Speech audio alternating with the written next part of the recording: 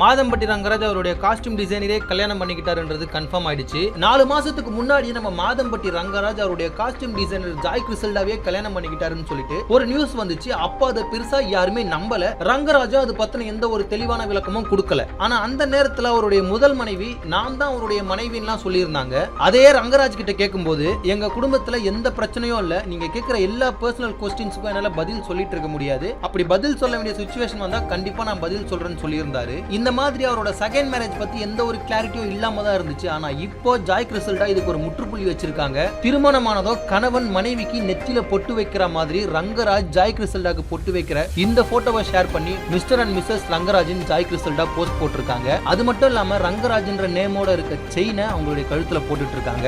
ஆனா அவருடைய முதல் மனைவியை அவர் டிவோர்ஸ் பண்ணாரா இல்லையான்றது யாருக்குமே தெரியாது. ஆனா பலர் ரங்கராஜோட முதல் மனைவி ஒரு அட்வொகேட்ன்றதுனால கண்டிப்பா இவர் டிவோர்ஸ் பண்ணிட்டு தான் அதை பண்ணிருப்பாருன்னு சொல்றாங்க.